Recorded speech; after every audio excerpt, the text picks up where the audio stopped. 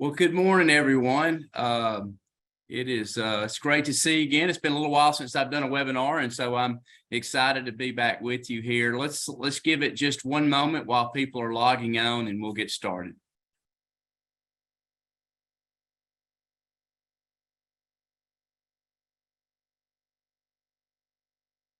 All right, well, it looks like we've got a great number of folks logged on here. Welcome this morning. Just honored to have you listen to us here at Beasley Allen webinar series we have.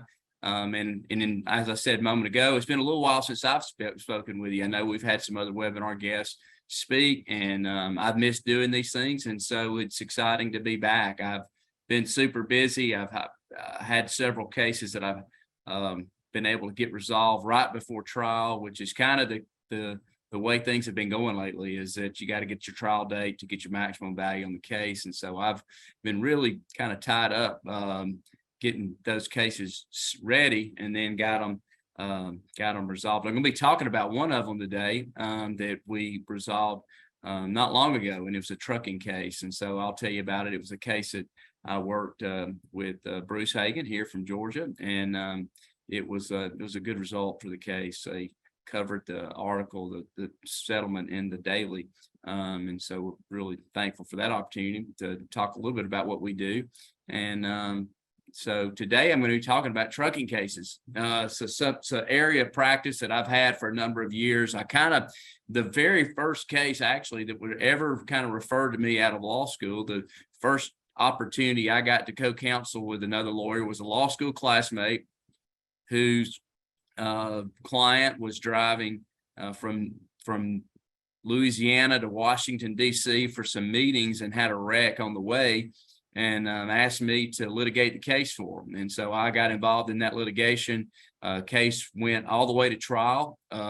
We've got a nice little verdict. I think it was like a $250,000 verdict for that case. This was 20 years ago. And got more than 20 years ago, but it was got this nice little verdict in the case, and was very thankful for what I did. But I remember calling my then senior partner about the verdict, and he says, well, what was the verdict? I said $250,000. And he says, well, how much did you ask for? And I said $250,000. He says, you didn't ask for enough. And he probably was right. But I've been doing these cases for a long time, but really my first kind of area of practice, and a big area of practice I still do today, involves automotive product liability cases. And so I kind of learned how to practice doing those cases. And in those cases, because you have engineering principles at play, you've got physical principles as it relates to engineering principles at play. And so one of the things that we always do in those cases is testing. Sometimes you test an alternative design to prove that it would have made a difference, or sometimes you test the product to show how it failed. And so I really kind of knew a lot about testing and litigation. And so I started doing these trucking cases, and I got where I was doing more and more trucking cases in my practice. And I got a point where I wrote a book on trucking cases, if anybody would like one. I may still have some copies. But I ended up going to kind of back to my roots in this automotive product world, and doing testing to disprove some of the things that defendants were saying in cases. And so I was using this principle that I had. And so I'm going to talk to you a little bit about that today. And it's kind of a real specific topic as it relates to trucking. And we're going to talk about this one little tool I've used to really add value and maximize the value of my trucking cases at times in my career when it's appropriate. I was once the president of the Southern Trial Lawyers Association, and my claim to fame and as being president of the Southern Trial Lawyers Association was that as president, I had the largest convention that the conference had ever had, their New Orleans conference. And so I did that by inviting more speakers than they had ever had. I was convinced that nobody had anything more to say than like one little nugget. You have one nugget to share. Nobody has 10 nuggets to share. And so I gave everybody 15 minutes. to speak, and I had like 3 days of 15-minute speakers. Well, I had like over 100 speakers that or something crazy number. I forget, but that's how I got my numbers up for the convention. But it was kind of a disaster because 15 minutes wasn't enough. But I do still believe that that most folks, when they're sharing at CLEs and these topics, probably ought to limit what they're trying to share with somebody to 1 or 2 nuggets that they have that could help somebody in their practice. And so I will do that today. I'm going to share you a nugget I have, and then I'll give you some examples of how I've used that in the past and how it's made the cases better for my clients. And so let me go ahead and bring up my PowerPoint, and I'll be sharing with that. If anybody wants a copy of this, they're welcome to have it. But let's see here. You should be able to see it now. So we're going to talk about why I did it first. I was told when I did I used to do a lot of jury work, still do. I did jury work last week on a negligent security case I've got going to trial soon. But one of the first jury studies that I ever went to was down in Tampa, Florida. And the juror consultant there, he had all this high-tech technology. It was as if we were watching some presidential debate where you could watch live how the jurors felt about different arguments or things that you would say or positions that you took. You could watch a bar and they would vote. That while they were watching, they would continue to vote on the different positions that were taken in the case. And so I was so impressed with all this high-tech technology that I had been watching. And then at the end of the day, I talked to the juror consultant and I said, well, talk to us. He's telling us, about the case. And I said, all right, what about this? What about that? What about this bar chart and that bar chart? And he says, look, let me tell you, here's what's going to decide this case. These are the 3 things in this order. Do the jurors trust and like your client? Do the jurors trust and like you?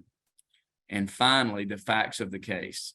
And I was just taken aback by that. And I've always remembered that in every trial I've ever went into, every case I've ever handled, is that the number one thing that's going to decide the outcome of the case is, what do the jurors think about my client?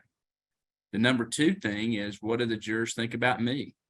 And then finally, the facts of the case. Well, that's really scary, right? Because there's very little I can do about the facts of the case. The facts are what you get when you get the case. And so I've got to really, while I'm working up the case and while I'm preparing for trial, I've got to spend a lot of time thinking about what is it I can do to make my clients and myself look more favorable. Well, I know one thing that I have to do. I have to keep my credibility, and I've got to keep the credibility of my clients, right? I tell my clients all the time, I said, I'm a decent lawyer. I can do a lot to help your case, but what I can't do is I can't repair a lie. If you say anything that's untruthful, there's not much I can do with that. And so, but on the other hand, what am I trying to do in my case? I'm trying to attack the credibility of the other side. I'm trying to find a position that they took that maybe was untruthful, or maybe it was truthful, but an exaggeration. And then I'm going to take my knife, I'm going to put it in that wound, and I'm going to turn it and turn it and turn it. And so one way that I've done that in my cases is through litigation testing. And you'll see how. This is the law on litigation testing. The law is pretty much the same all across the country. It's the same here in Georgia as it is basically everywhere else, is that you have to offer your testing for a purpose. And there's 2 general purposes that you can offer litigation testing. One of them is an experiment. You're trying to recreate the crash. And so if you're trying to recreate the crash, you're out there on the same road with the same vehicles, and you're trying to recreate what happened in the crash, which is permissible. You can do that in litigation, and I've done it before. But if you try to do that, the law's got a really high burden for you, and you've got to show that the conditions that you were presenting in your recreation testing are substantially similar to what actually happened. And that can be hard. It's really can be difficult to recreate an accident. And so you just got to know that you may not get it in evidence. You need to spend a lot of time and effort getting it right, making sure all the things that are important and that the jury will witness are in fact substantially similar. I had in a product case here in Georgia, Gwinnett County, I had a judge exclude the defendant's recreation testing last year because just that, it wasn't substantially similar. And so the burden is high. And so that's the first reason why you can use litigation testing. And we've done that before. The second reason is recreation, here's the what we just talked about, some bullet points on recreation testing. It doesn't have to be exact, but here it says a test is not admissible unless the test conditions are so nearly the same in substantial particulars as those involved in the episode in litigation as to afford a fair comparison to the particular issue to which the test is directed. And so that's what we just discussed. And then you've got demonstrative principles. Sometimes you're trying to demonstrate a principle that's at issue, not necessarily recreate the accident. So maybe you want to show that how the brakes work on a vehicle. And so you go out and you apply the brakes and film it and test it and measure the brake marks. You're not exactly recreating the crash. You're taking one part of the crash and you're demonstrating a principle at play. And then when you're doing that, you do not have to get it perfect. You just got to fairly and accurately depict the principles you're trying to show. Here you would say demonstrations of experiments used to illustrate principles are not required to reflect conditions substantially similar to those at the trial. And that's because it's not confusing. You can see you're not trying to show the jury this is what happened. You're not representing to the jury this is what happened. You're just picking one portion of it. And there's a good bit of that today in the presentation that you'll be able to see.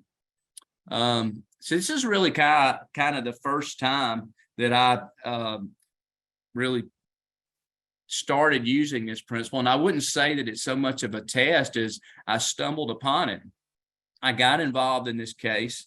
Y'all, this was a long time ago. It was like 2004. We're talking close to 18 years ago.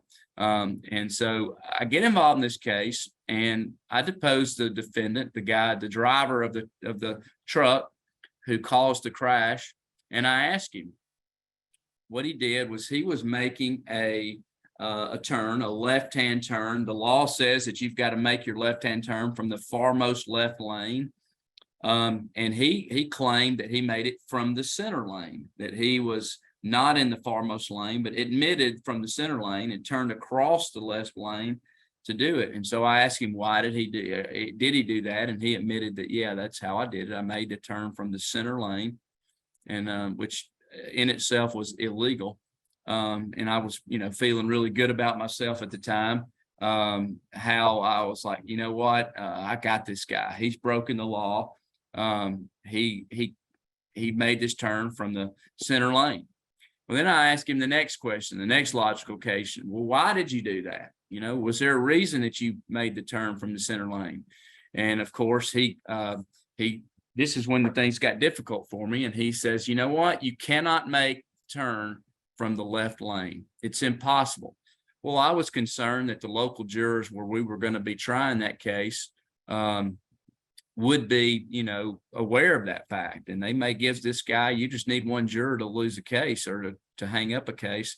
And so my first thought was, I better do something about this position. And he's saying it's impossible. And so I was like, okay, where do I go with this? Well, then I go to take the corporate representative, his boss. Well, this truck driver had kind of represented to his company what happened. And so I'll play a little quick clip of that here if I can.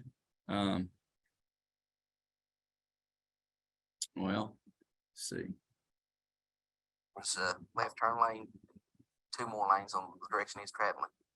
He had to swing out into the center lane to make that turn onto the single lane that he was turning onto. Is that what he told you happened? Yes. He told you that he swung out into the center lane to make the left-hand turn. He said he had to get into the center lane to make the left-hand turn. Yes. So there he had a whole different story for the safety director. What he had told me is that he was in the center lane he told the safety director he swung out into the center lane. So he had two different stories. So I'd already had a pretty good shot at attacking his credibility. And so I was feeling pretty good, a little better about myself now that I've taken the safety director's deposition. But I was, this incident actually happened in my hometown. I was at my mother-in-law's house for Thanksgiving. And I decided, you know, hey, I'm gonna go down to the scene of this wreck, which was, and I'm gonna film this area. So I get there, and I have to. This is back before we had iPhones with cameras and videos on them. So I went to Walmart. I bought a video camera, and I go to the scene, and I set up my camera on the side of the road. I do this myself, and I'm filming, and I'm like, I wonder if it's true that you can't make the turn from the left-hand lane. Well, that right there was the truck that the defendant was in. It's same exact type truck. This guy makes the left-hand turn. Oh, wait, there's another one. Exact same truck. This guy, he makes the left-hand turn without swinging into the center lane or without turning from the center lane. I'm like, wait, things are looking pretty good for me here. I've already got the defendant saying it's impossible. And so I'm feeling like, hey, I got this down now. Oh, there's a third one. And I stay out there a long time. I won't show you all the videos. I can look, now there's a school bus. It's longer. It makes the left-hand turn. Another school bus makes the left-hand turn. And so there I have it. I've taken the credibility of the defendant who said it cannot happen, and I've just demolished it. First off, he tells me it's impossible. I prove it with a video that he's not being truthful. It is possible, but also attack it through the corporate representative that he's told two different stories of what happened. And so I show this video, and the case resolved almost immediately after they got this video. They realized what had happened in the case. Another case I've involved in where we use some testing to try to help our client's case is I've got a client who's broken down on the side of the road. He's on the interstate. He himself is a truck driver. That's his truck that you can see.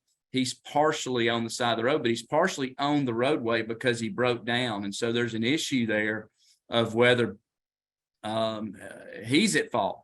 In fact, in this case, my client started out as a defendant. We counterclaimed in the case as the counterclaim plaintiff and brought the case against another 18-wheeler that hit him. She got hurt in the case, and she said, hey, you're sticking out in the road. And so we made the counterclaim and brought the case. And so the issue that here was, well, gosh, we're in the roadway. Is there anything that the other 18-wheeler that hit us could have done? Could she have seen him? Should she have been able to see him? And so we hire a conspicuity expert. We contact the state trooper's office. We somehow convince them to let us shut down the interstate and run a test. So we shut down the exact same interstate. And we go out and we run a test of the conditions. We ran a tractor trailer similar to the one my client was in, and we parked it on the side of the road. And then we got another tractor trailer. We got a second tractor trailer, and we drove up to the scene approaching to show what the defendant would have seen. So you can watch here. I'll fast forward it a little bit to kind of get to the action. Now you can start to see the tractor trailer on the right side of the road. I mean, here we're forever away, seconds away, plenty of time to make a change. You can see our vehicle. If she was paying attention, she would have known there was a tractor trailer. You can see again, here we're such a long time. And that was key, how long it took. 150 feet, 500 feet. Just south of the overpass. There, and I mean, look, it's still forever away. Yeah, I can see the truck lights flashing at this point. right at the, exit for exit 57.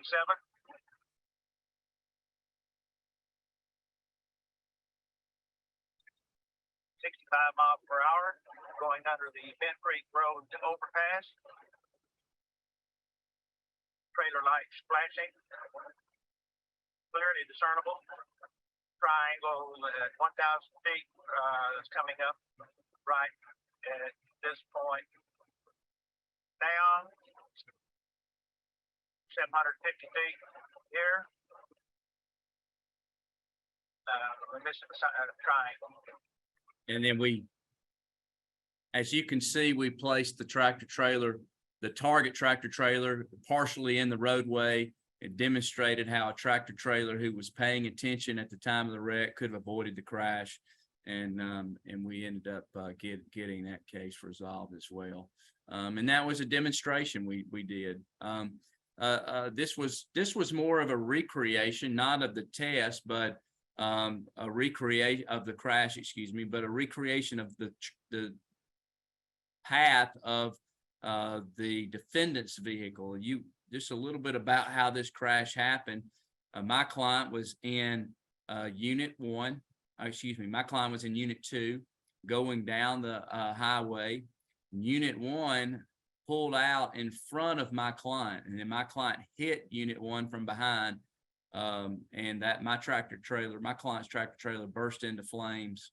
And so we bring a claim against unit 1 for failure to lead the failure to yield the right of way. And so, but then we come out and we start litigating the case, right? So we're trying to prove that unit 1 pulled out in front of unit 2. I asked the driver of unit 1 that caused the crash, where were you at when you first saw my client? And you can see at the very top of that picture, there's a black spot on the roadway at the very top. That's where the wreck happened.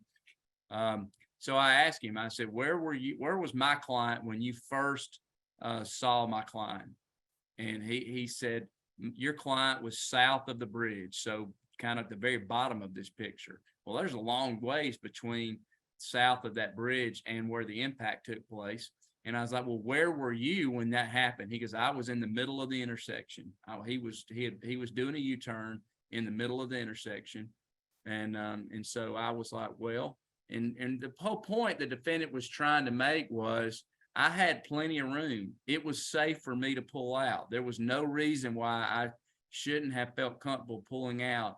Your client was speeding and got to me quicker than I should have, I should have been able to expect. And so I was like, okay, is that a problem or not? Let's figure it out. Well, what did I know? I knew where the defendant driver was. I knew where the impact took place. What did I not know? I did not know how long it took for the defendant's truck to get to the point of impact. And so that was my mystery. If I was doing algebra, that would be my X factor that I needed to figure out. So what do? I would get a truck. I got the exact same truck. I got go to the exact same scene, and we go out and we recreate this. We run this tractor trailer through the scene, and I'll fast forward it here. We get out to the middle, and then we start our clock. This is the time. We're doing the U-turn. As you can see, we've got markers on the ground to the right so that we can measure the time it takes to get to the point of impact. And boom. About 18 miles out. All right. Now we're going to go back up here.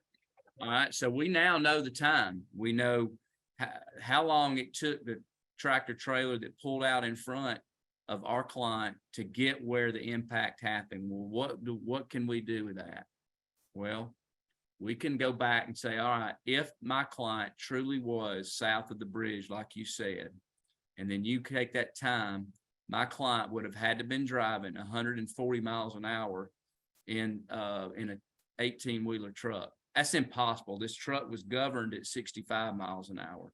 And so what we knew is that our client was way closer, less than half the distance, and way too close for him to pull out and try to do a U-turn. He failed to yield the right of way. We proved it, undisputably proved it, and caught him in a lie, and been able to resolve that case. This was another case. This case ended up being, I didn't even know people keep up with things like this, but this was the largest settlement involving a radio tower in the country.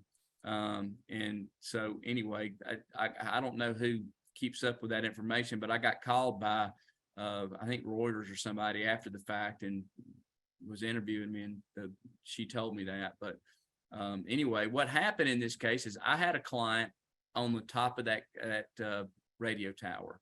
That was and then there's 3 guy wires that hold that tower up, and they hold it in tension. So if you were to not have 3, you lose 1, the other 2 would pull the whole tower down. And so those 3 guide wires are really important to hold that tower in place. My client was doing routine maintenance up at the top of it.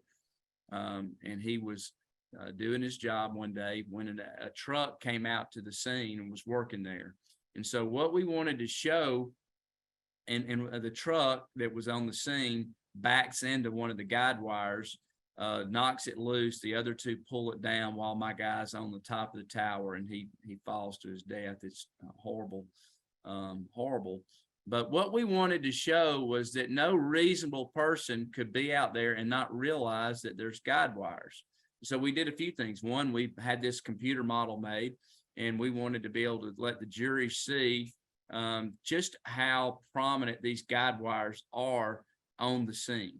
And we wanted the jury to be able to just go all the way around and show, we could zoom in, zoom out. There's a lot of stuff that we could do with this computer model, but we wanted the jury to be able to understand, hey, these things are out there, and anybody paying attention would have seen them. We didn't have to just do it this, so we could zoom in like this, get up all the way on the scene here where it happened, where the impact took place. There's these interior lower guide wires, and so anyway, we use this model to familiarize the jury with the scene.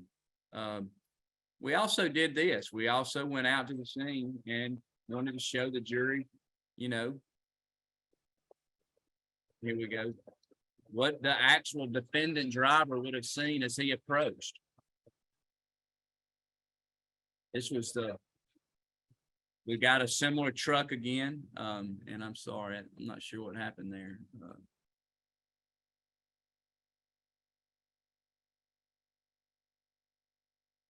But you can see, there you go. Now these guide wires had been torn down, so the whole tower had been torn down. And so we had someone hold up poles in the position of where the guide wires would be, just so the jury would have an idea. But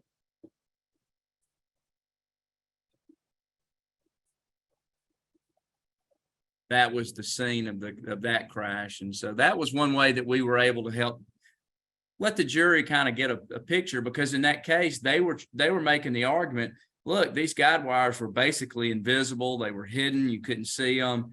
Nobody would have known that they were there unless you'd been out at that scene all the time. That was kind of their position, the whole case.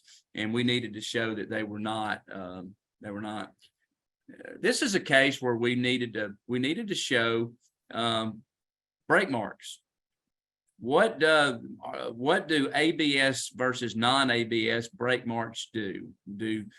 There was an argument in that case that the fact that our client didn't slam on the brakes the way he should have, and they knew that because there was not enough brake marks. The brake marks were not evident.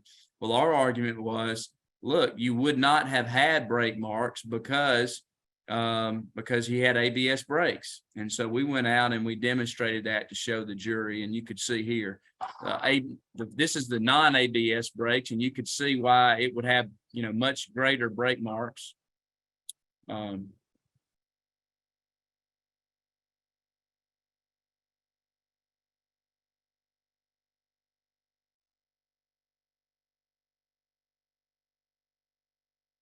You see all that smoke, and you can imagine how there's a lot of brake marks when you got non-ABS brakes. And that's something you ought to know for your cases. If the defendants take the position, hey, your client didn't apply the brakes because there's no marks on the roadway. Well, wait, what if your client had ABS brakes? They're not going to leave the marks. Watch this.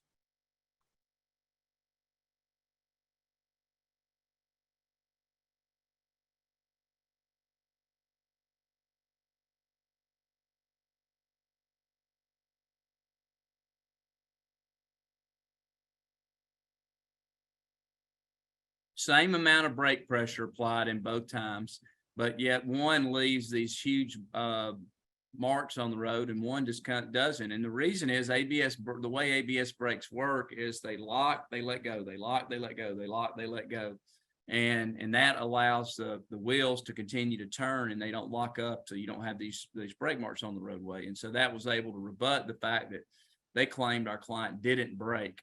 When in fact they did. And so we were demonstrating, a physical principle here. We didn't have to recreate the crash, and we were just trying to teach the jury here why ABS brakes make that kind of difference.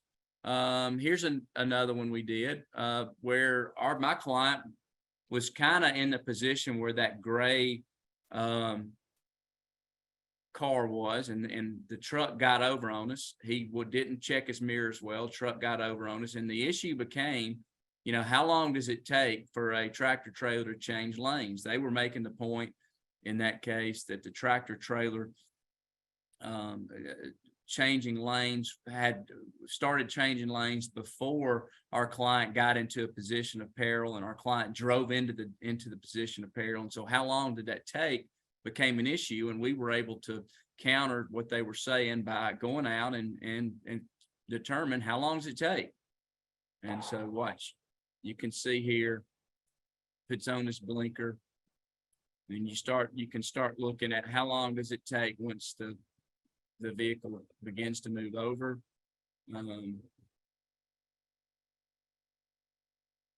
You can see here, we ask him to go back. We're timing this. We got, once you begin to check your mirrors and get over, what does a safe truck driver do? And then we were able to time that and show that our client was in fact already in the way, because we knew how fast she was going. She couldn't have got in the way unless she was already there, which means he came ever on her lane. And so that helped with that case. This is a case that I recently got, I was telling you about. We recently settled this case. And our client is on the right-hand side of the screen. The tractor trailer that caused the wreck is on the left. And this tractor trailer driver actually stopped in the roadway and was backing into his driveway at the time of the crash. He was blocking the road with his tanker truck, blocking our client's lane. But what we wanted the jury to understand was, wow, from her perspective, it looked like a truck going down the roadway. It looked like he was in his lane, going the opposite direction of her, and that her lane was free. Why? Well, the angle of the lights on the trailer couldn't be seen. The conspicuity rules don't require that those lights be seen at all angles. And the angle she was coming at and the angle that the trailer was at prevented her from seeing it. The other thing that was real confusing for her is the fact that his headlights were basically in his lane where they were supposed to be. And the part she could see was where it should be. The part she couldn't see was in her lane. And so we wanted the jury to understand how dangerous this was, because she drove into the side of a truck, and their defense was, hey, she drove into the side of this great big truck. How could she miss that? It's her fault. And so we had to, we demonstrated that it was only until the last second when we knew she placed up her brakes, and you can kind of get it here. I'll back up, pause it. By the time she applied her brakes was really the soonest that she could have seen it. And, but yet that was too late to avoid the collision. She was able to slow, and had she not, she would have probably been killed, but she was badly injured anyway. And so we were able to show, and you can see the tractor trailer backing, and then she hits it. And then we can show the impact here, how she happened to hit it. So anyway, got you done today in early time. It's 11:35, and so those are just some ideas. And really, what I want to do by these webinars most of the time is just kind of give you some tidbits that you can use in your cases that you might say, hey, that's similar to a fact pattern I have, that I might could use that in my case. Or you may just say, you know what, looks like Chris knows what he's doing. I'd love to team up with him. And either way, I'd love to, if you want to give me a call and chat about any of these, I'd love to do so. And would love the opportunity to work with you too, if you think that'd be a good fit. But those are some times where I've worked on truck wreck cases, and some of the principles that I've used to help advance my clients' claims. At this time, if anybody's got any questions, I'd love to answer them best I can.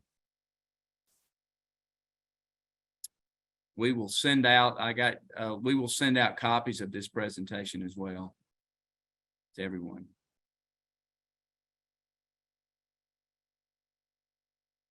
All right. All right. It looks like I got a question here.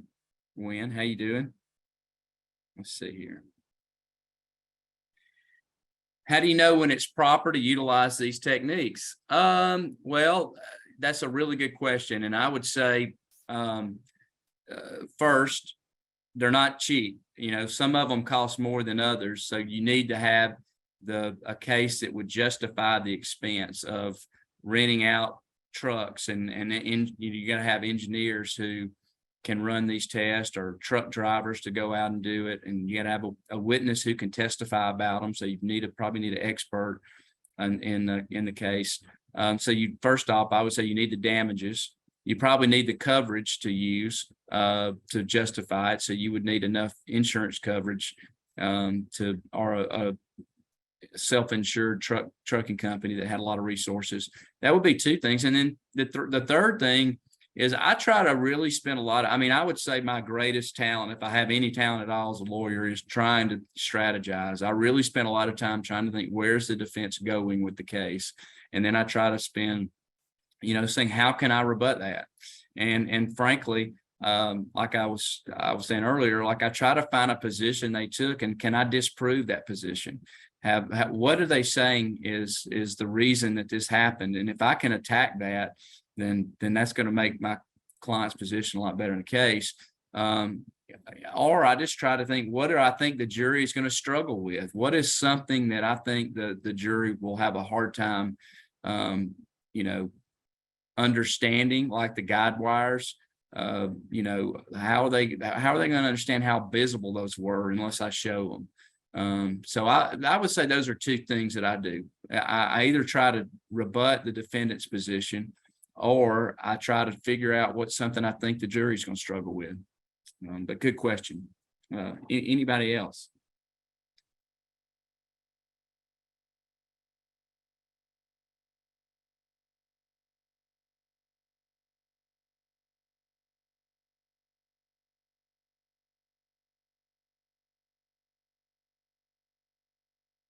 Okay, and in regards to the jury, how do you know the jury is being responsive to the techniques used in the format you're presenting it in?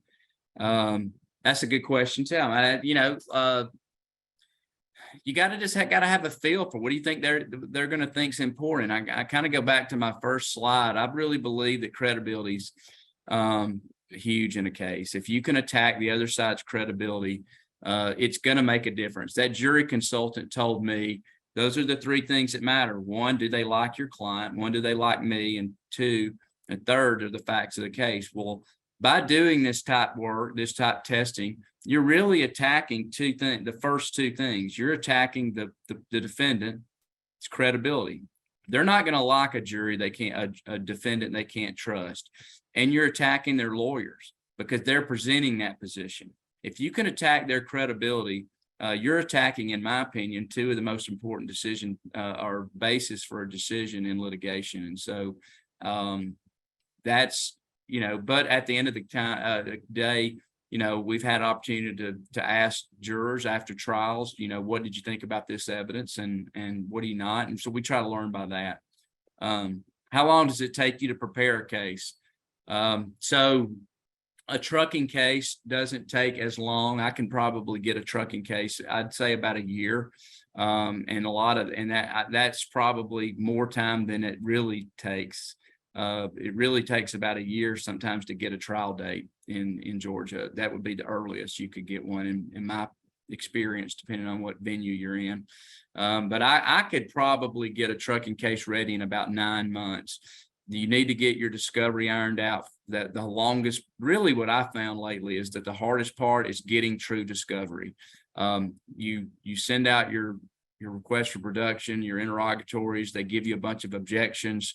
You don't get what you ask for most of the time. You have to go through the 6.4 process. You have to then, probably file your motion to compel to get the true answers that you want. And then most of the time before the court rules or has their hearing, the defense will resolve it. They don't want, courts hate discovery battles, and I do too. And I try to avoid bringing the court into it as much as I can, but usually the defendants also know that they're not favored. And so most time you'll get your stuff in, but that process can take a really long time. And there's not much you can do in the case before that. Really, you need to know what positions they're going to take, what the issues are going to be, what their documents say. That takes a long time. After that, I would go into the defendant's depositions and the corporate reps depositions and the police officer. They're probably going to depose my people at that time. If I need an expert, I'm already going to have that expert by then. By the time that their defendant and corporate reps deposed, I will have an expert. I haven't disclosed that expert, but I will have hired one. And I will have already begun to think about, do I need to take this position? For instance, that first time that I did that, I went out to the scene and videoed that truck making that left-hand turn. I knew the truck driver was going to say what he was going to say because he said it in the accident report. He said it, he told the police officer on the scene of the crash that he couldn't make the turn from the left-hand turn. He had to be in the center. And so because I knew he was going to take that position, I had already begun to think about, what do I need to do here? So that was one, but you need to do that early, because if you're not thinking about, what do you need to have done, until the last minute, then it's going to take you longer to get that case ready. But good question.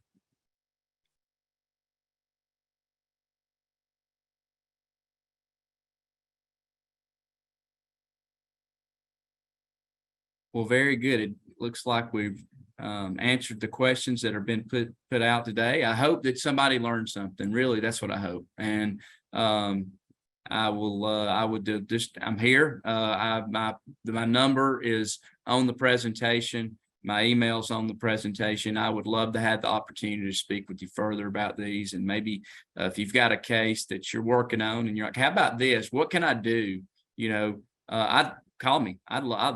Nothing makes me happier than talk with people about cases. I love talking lawyers. So, I was like, hey, and then what do you think about this? What do you think about that? Let's try that. And I love to help you come up with ideas and things that you could do. And I may even have some experts that would do it for you that I could share with you. So anyway, thank you for today. Glad we got out a little bit early. And y'all have a great rest of your week. It's beautiful outside. I think we're getting some rain soon. So go outside while you can. Y'all take care.